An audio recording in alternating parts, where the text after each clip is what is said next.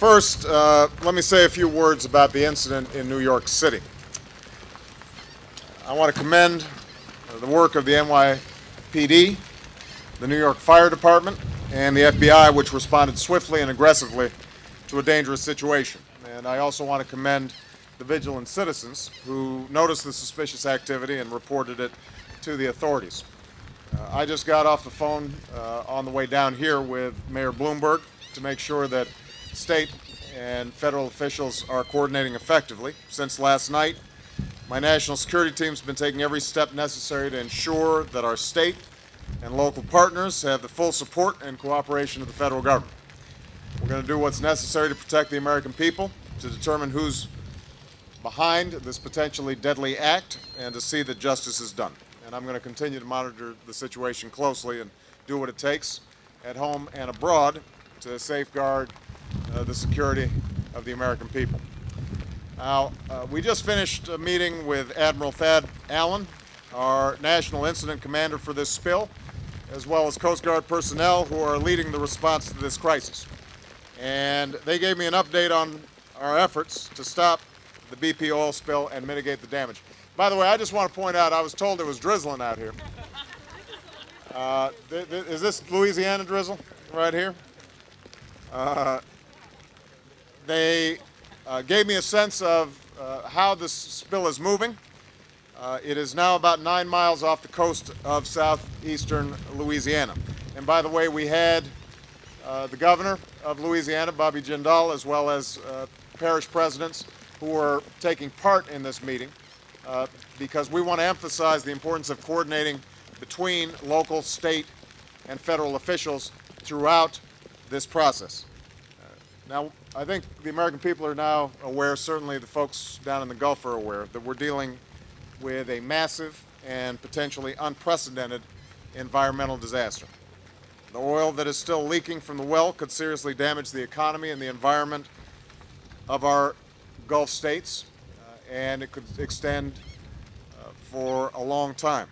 It could jeopardize the livelihoods of thousands of Americans who call this place home. And that's why the federal government has launched and coordinated an all-hands-on-deck, relentless response to this crisis from day one.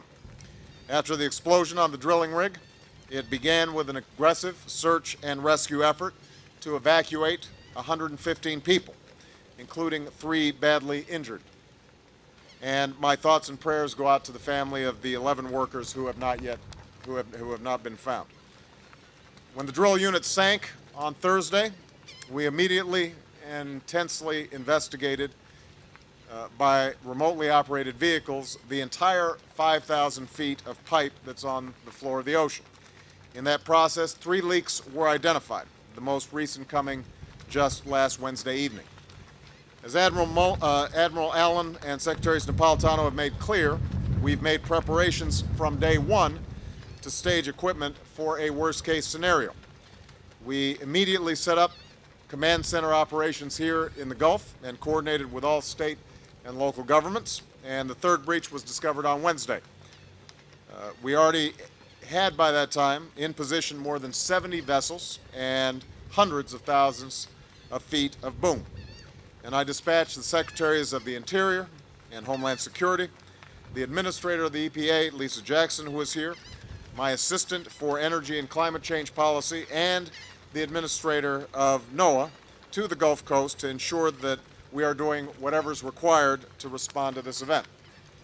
So I want to emphasize, from day one, we have prepared and planned for the worst, even as we hoped for the best.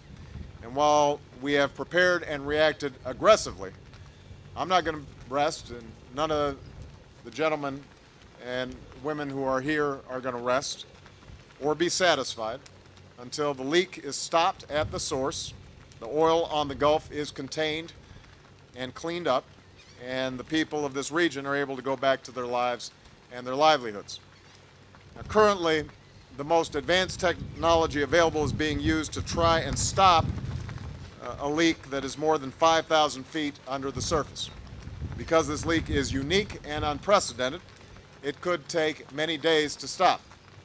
And that's why we're also using every resource available to stop the oil from coming ashore and mitigating the damage it could cause. And much of the discussion here at the center was focused on if we and when we have to deal with these mitigation efforts. Thus far, as you can tell, the weather has not been as cooperative as we'd like on this front, but we're going to continue to push forward. I also want to stress that we are working closely with the Gulf states and local communities to help every American affected by this crisis. So let me be clear. BP is responsible for this leak. BP will be paying the bill. But as President of the United States, I'm going to spare no effort to respond to this crisis for as long as it continues. And we will spare no resource to clean up whatever damage is caused. And while there will be time to fully investigate what happened on that rig and hold responsible parties accountable, our focus now is on a fully coordinated, relentless response effort to stop the leak and prevent more damage to the Gulf. I want to thank the thousands of Americans who've been working around the clock to stop this crisis, whether it's the brave men and women of our military or the local officials who call the Gulf home. They are doing everything in their power to mitigate this disaster, prevent our damage to our environment, and help our fellow citizens. And during this visit, I am hoping to have the opportunity to speak with some of the individuals who are directly affected by the disaster. I've heard already that people are understandably frustrated and frightened, especially because the people of this region have been through worse disasters than anybody should have to bear. But every American affected by this spill should know this. Your government will do whatever it takes for as long as it takes to stop this crisis.